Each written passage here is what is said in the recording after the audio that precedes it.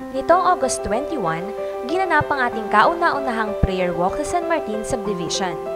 Bahagi pa rin ito ng ating anniversary month at pananalangin at pag-angkin sa isa sa mga loteng nasa 8th Street nito. Sa kabuuan, 52 JSOS Kapamusos ang nag-prayer walk sa 10th Street ng subdivision na ito.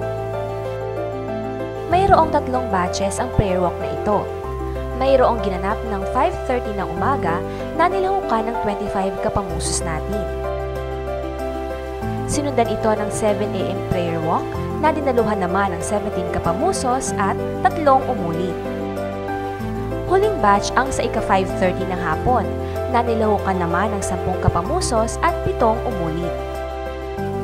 Bawat batch ay hinati sa 5 grupo. At ang bawat grupo ay naatasang umikot at manalangin sa 2 streets ng nasabing subdivision. Pagkatapos ng bawat batch ng prayer walk, nagpunta ang lahat sa ating pinapanalangin lote. Dito kumuha ang bawat isa ng anumang bagay na may iugnay nila sa kanilang buhay Kristiyano o anumang bagay na sisimbolo sa kanilang pakikiisa sa pag-angkin sa lote nito. Tara, silipin natin ang ilan sa mga eksena nito.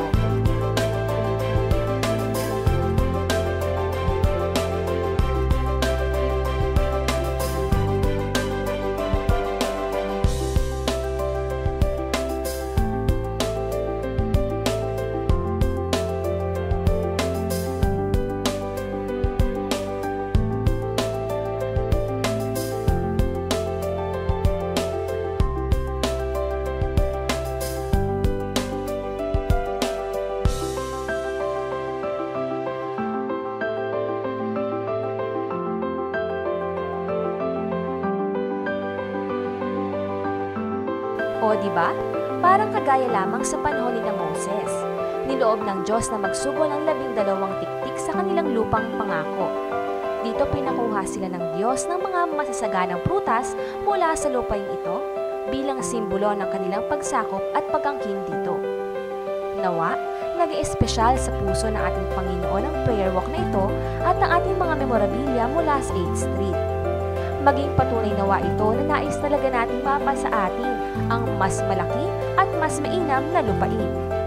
At balang araw, kapag naipagkaloob na sa atin ang ating lupang pangako, maging buhay na patunay ang mga memorabilia na ito na may isang tapat na Yahweh na naging mahabagin at tapat sa kanyang pangako sa atin.